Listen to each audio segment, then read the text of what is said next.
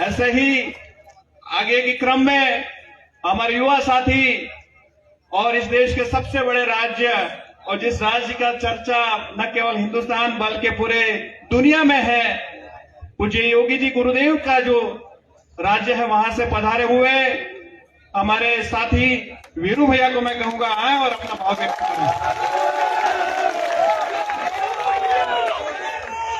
धन्यवाद, आभार। वहीं आगे मिलते हैं, अभी वहीं आगे मिलेंगे, परेशान मत होइए। एक एक भाई से मिलके जाएंगे। जब 2000 किलोमीटर दूर आ सकते हैं तो 200 मीटर जाने में क्या दिक्कत है मेरे भाई?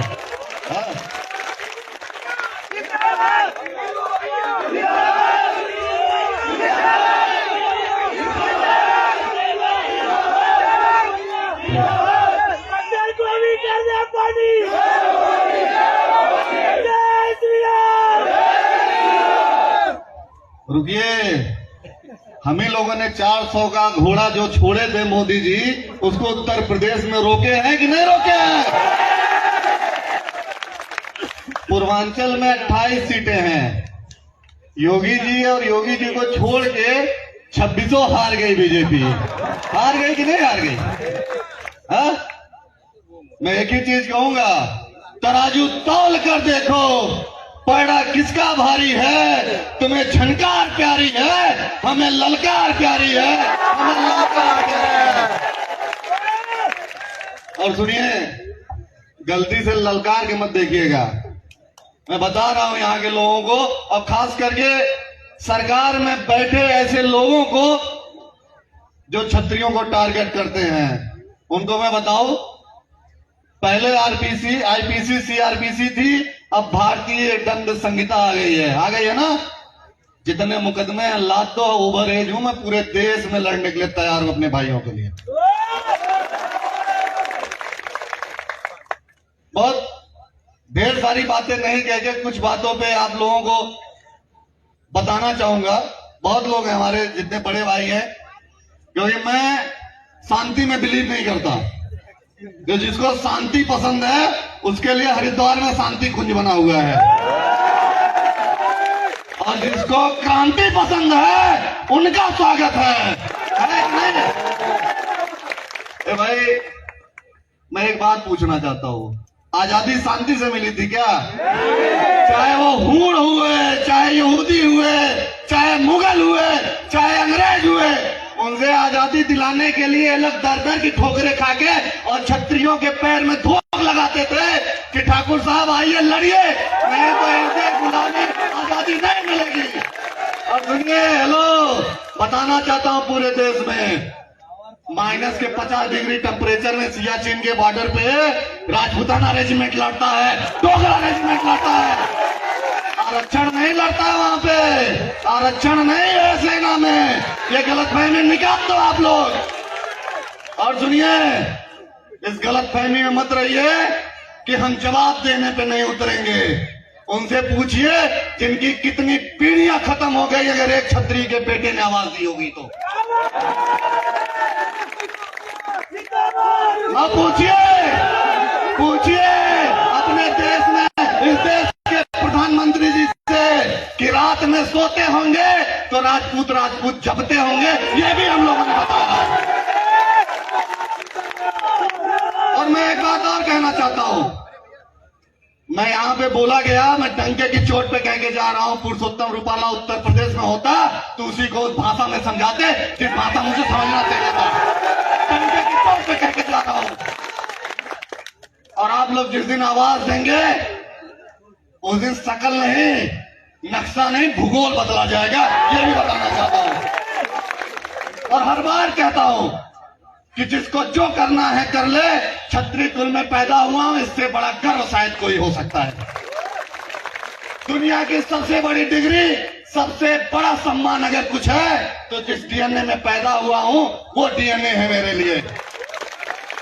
बनना सबको छत्री है, लिखना सबको राजपूत है, चलना सबको हमसे है। तो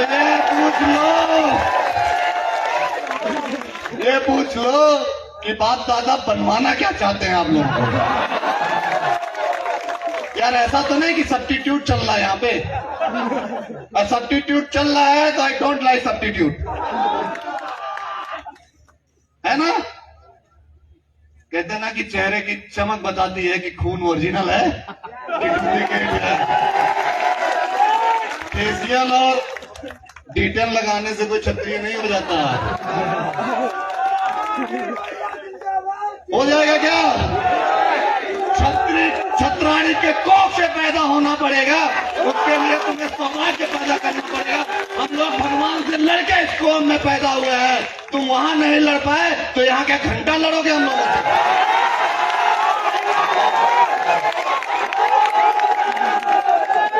क्या लगता है लड़ लोगे? लड़ लेंगे क्या? हम कहते हैं ना कि जिस दिन स्टीयरिंग पे ठाकुर बैठ गया ना, पूरा हाईवे खाली करवा देंगे। हाईवे छोड़ो, एक्सप्रेसवे खाली करवा देंगे। एक्सप्रेसवे छोड़ो, पूरा गुजरात खाली करवा देंगे। ये भी कहना चाहते हैं। हम तो कहते हैं गुजरात से भाइयों को कहीं मत बुलाइएगा, हम ही लोगों को बुला लीजिएगा। हम लोग सरकार बदल के आए हुए हैं। क्यों नहीं बदल के आए क्या? अरे पूर्ण बहुमत की सरकार बनती थी उत्तर प्रदेश से, बनती थी कि नहीं बनती थी? जिस भगवान राम के लिए लड़ लड़ के उनपे दुकान चला चला के लोग जीतते थे, वो अयोध्या हार गए ये लोग। इससे ज्यादा दुख का विषय क्या है? इससे ज्यादा दुख का विषय इन लोगों के लिए क्या है? और सुनो, तुम अयोध्या इसलिए हारे क्योंकि भगवान राम के डीएनए के साथ तुमने बदतमीजी करी, इसलिए हारे। उनके रक्त पे तुमने सवाल उठाया, इसलिए हारे। और सुनो, और अब अगर गलती से रक्त पे सवाल उठाओगे तो रक्त के साथ तुम्हारा नस्तो नाबूद मिटाने के लिए क्षत्रिय तैयार है, ये भी बताना चाहते हैं। क्षत्रिय भारतीय जनता पार्टी का कोर वोटर होता था, इसलिए कह रहे होता था इन लोगों के कर्म अब इस लायक नहीं है कि इनको क्षत्रियों का वोट मिले। अगर ये कर्म करेंगे तो हम लोग सोचेंगे, विचारेंगे और समाज में घूम घूम के कहेंगे। जानते क्या कहेंगे? पूछिए क्या कहेंगे? जो दिखता है वो कभी बिकता नहीं, और जो बिकता है वो कभी ओरिजिनल नहीं होता है। होता है क्या? क्षत्रिय को ना कोई बेच सकता है ना खरीद सकता है। क्षत्रिय जब चाहेगा मान सम्मान स्वाभिमान के लिए आपके साथ बैठ लेगा, फिर से आपको सरकार में ला देगा। और आने वाला समय क्षत्रियों का है। इसलिए मैं गुजरात की धरती से एक चीज कह के आप लोगों से अपनी बात को खत्म करना चाहूंगा कि राज शेखावत दादा सबके लिए दादा हो सकते हैं, हमारे लिए बड़े भाई हैं। नहीं, हमारे यहाँ बड़े भाई कहते हैं भाई, हमारे यहाँ बाबा को दादा बोलते हैं। मैं बहुत सीधी सी बात बता रहा हूं आपको, हमारे यहाँ बड़े भाई बोलते हैं। और हम उस परंपरा से आते हैं कि हमारे लिए भगवान राम की परंपरा प्रथम है, इसलिए हम इनके लिए भरत हैं।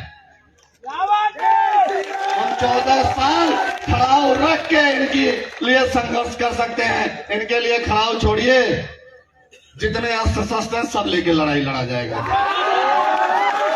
और सुनो, लाइसेंस नहीं देगा तो क्या लाइसेंस नहीं रहेगा क्या? लाइसेंस उनको चाहिए, लाइसेंस उनको चाहिए जो ड्राइवर है। गाड़ी के मालिक को लाइसेंस की जरूरत होती है क्या? और क्षत्रिय लाइसेंस का मालिक है। इसलिए क्षत्रिय जहां से खड़ा होता है, अमिताभ बच्चन का डायलॉग बाद में है, वो हमारी कॉपी पेस्ट है कि हम जहां से खड़े होते हैं लाइन वहीं से शुरू होती है। अरे सुनो, क्षत्रिय जहां से शुरू खड़ा होता है, सिस्टम वहीं से शुरू होता है। धन्यवाद।